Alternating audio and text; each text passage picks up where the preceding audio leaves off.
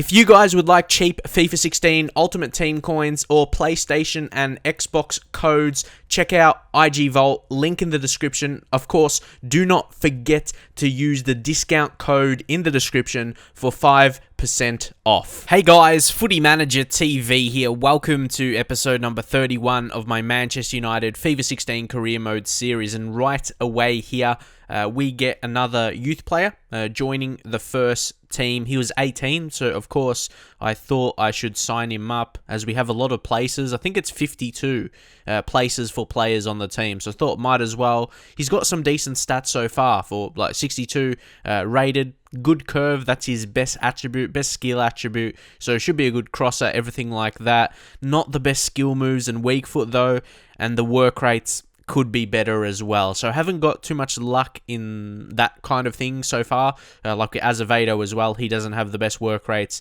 and skills and weak foots. But yeah, we'll move on. Also Luke Shaw, some people have been saying he should be a higher overall so far, but if you look at his current attributes, like defensive attributes, they're still pretty strong. And we're gonna bring in another player to train because we've been training Luke Shaw for a bit, and he's already an established player at the same time, and he should develop through attributes through game time as well, because he's the starting left back. And here, Bart Dragovski, he is a young goalkeeper, and we're going to be playing him in the cup game soon. So I thought it was a great time to start training him in anticipation and to the build up into those games, so he can have some kind of at least confidence or something like that, opposed to not training him at all and just putting him in a game, in a cup game, would feel more realistic that way. So yeah, basically this is what I do. Do you have any other suggestions, or what do you do? Basically after the transfer window ends in the preseason and going into the start of a new season, when that ends, I like to search for players that are running out of their contract less than a year, so I can go for pre-contract. I'm not sure that's just the normal thing a lot of people do, but that's what I do personally. Do you plan for future signings, like actual, not pre-contract, but maybe a first team signing in the following season? I'm not really sure, because usually I get requested to sign certain players, so I don't really scout them so much. But leave your thoughts anyway. And here we did offer a new contract to Memphis Depay. He's been good. I think that's the best explanation. He hasn't been amazing, but he definitely hasn't been poor. He's been a solid player for us, but with the potential he has, he needs to be very good. Like, be a very good player. So here, look at De Gea. That's what I noticed. Goalkeepers, they never really improve their goalkeeping stats, but they improve like physicals. That's not really that important anyway. See, Luke Shaw's only go +1 so far this season. Well, it's still early in the season. I'm eyeing him to at least get to 81.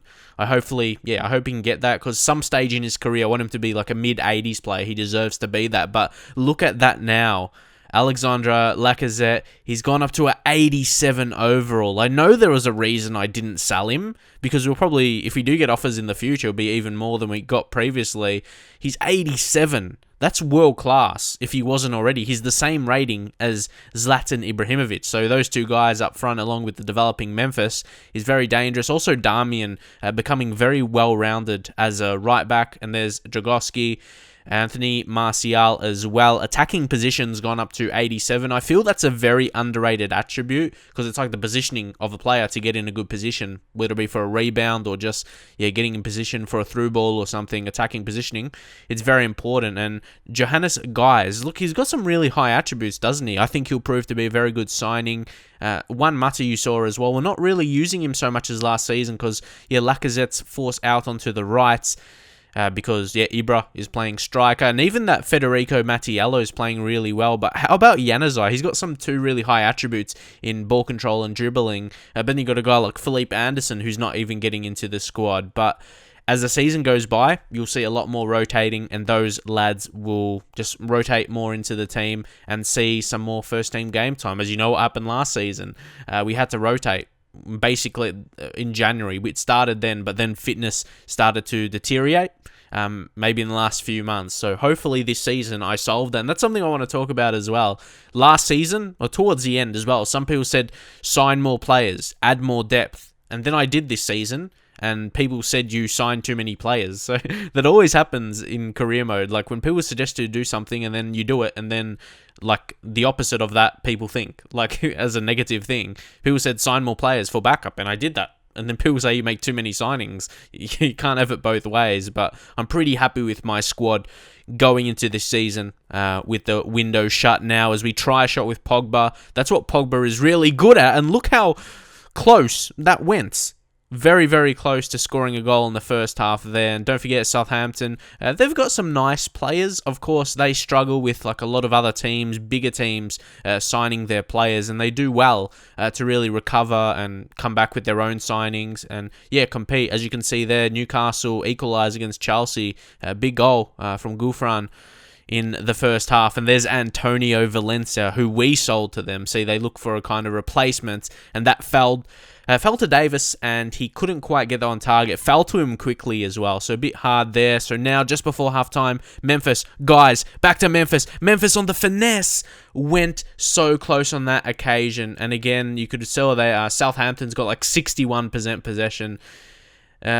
I'm trying to have more possession during games as well, and I'll try and showcase that because I like having possession. Trust me, maybe if you don't see it in the games, but I like keeping possession. I enjoy keeping possession because obviously that's a big part of football. So hopefully I'll be able to showcase that a bit more if I can have good spells of passing. If you want to see that kind of play, even if it doesn't lead to goals.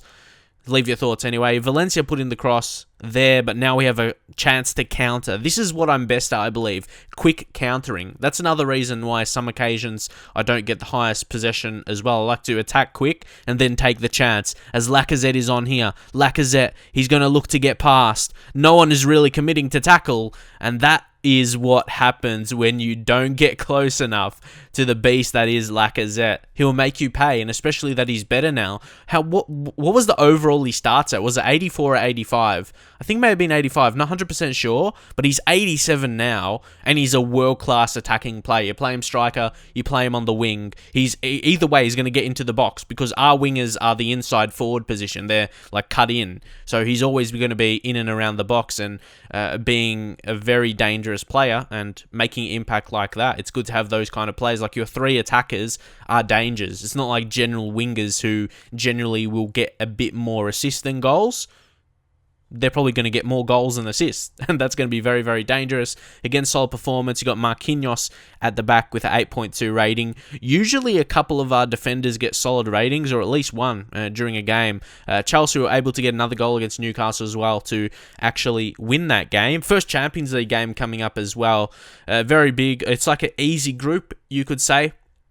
I don't feel we have a hard team in the group, but leave your thoughts on the group. But I really think we should get out of it, finish first in the group stage, and do really well. Girate Nunes, their young goalkeeper, and this is something I want to say. It's something people mention all the time. It's like you sign up a youth player, and then people always mention his height as very small, but don't forget their age as well, and they do grow. Their height do grow.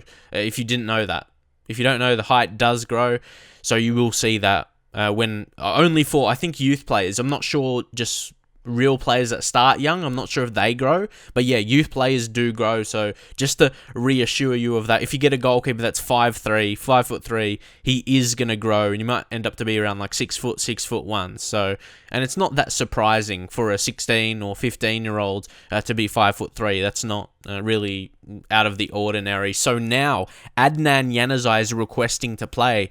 Some of you guys have said I should be playing him because he's been training well. If I wanted to be realistic and perform someone who's, put him in because he's been performing well, show that. And he actually, for whatever reason, this team, both their home and away kit is red and white. I don't really see the point of that. So we're going to have to use the black as our kit.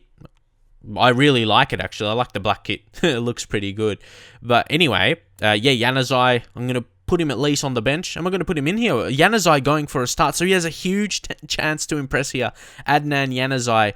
And I just want to say this before people say it in the comments. I have to change his number back to number 11. I think I may do it in the next episode or the one after that because, I just noticed it. I was like, he should be number 11, but he was sent out on loan and then he came back. So he just got given like the next lowest number or something, and it's like 26 or something. So just wanted to point that out, but we did need to rotate. This is where the rotating is starting. That's why I show it. Usually I just get into the game, show this part here, show the starting 11, but yeah, rotating some players here. Januzaj, Juan Mata, giving those chance to do something, to show me they should be a first teamer. I'm always going to do that. I'm always going to give players that deserve it a chance. But here, Spartak have a very, very early chance, and they find the back of the net. It was a quick fire goal, like a really quick goal.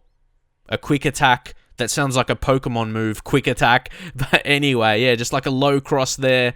And he was able to find the back of the net. Movsisyan, not sure how to say his name, but either way, that's his third goal in the Champions League. Does that mean they would have played a qualifying game? That qualifying game before, the group stage? They must have. This is the first game. Where would he have got the other 2 goals from? So yeah, I'm pretty sure that would have been the case. But straight from the kickoff, after that goal, we have a chance. And it's Damian. Damian, could he actually go for one on his opposite? On the left foot, makes it 1-1. 2 goals in this game in the first 9 minutes. But how about that? And it's funny because every other shot Damian has taken from me is just been absolutely terrible. Can't even get it on target because he's finishing so low. As much as you want to aim straight as you can, it just ends up going wide. So I was so surprised. Like, I thought, nah, this is not going to be a goal. It's just going to be crap once again. But then it was an amazing strike on his opposite foot. I'd love to see more of that, as Shirokov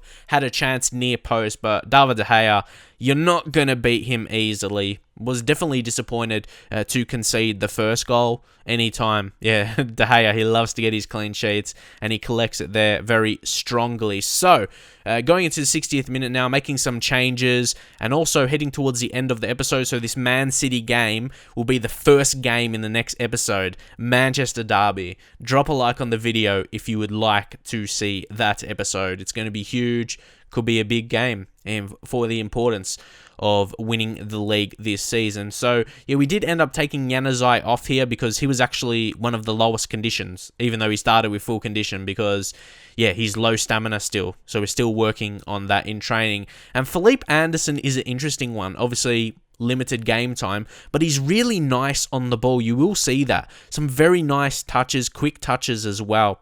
Not so much in this game, but some games I've used him in.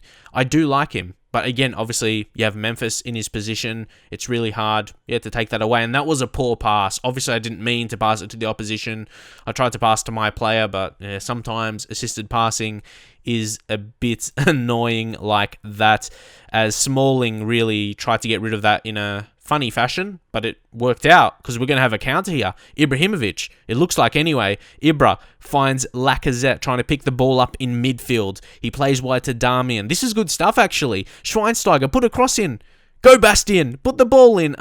Just one of those games. It rebounded off one of their defenders and just fell straight into the goalkeeper's hands. It's funny how that happens. It gets deflected and just falls straight into the path of the goalkeeper. But you can see all the men back, just one guy up front. They were chasing that point. It's a point earned from them away from home, really. They'll be happy. That's why they sat back a bit late. They even had more shots than us, but it was hard to break them down when they were playing like that.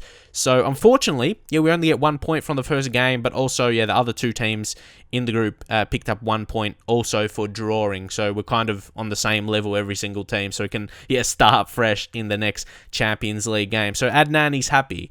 And I think he can be usable. I think he can be not a key player in the first team, but a rotation type. But again, not forever. We're going to have to, unless we sell someone else, because I think we do have one winger too many, if I'm honest. But again, that's not taking into account injuries and rotations. That's how we can test it this season. But yeah, you can see there where we're at, everyone on 1 point. So like I said, start on a clean slate for the next game. But yeah, Man City, that is a big game. Maybe leave your predictions for that result in the comments. See if you get it right in next episode. But until then, I'll see you guys in the very next video.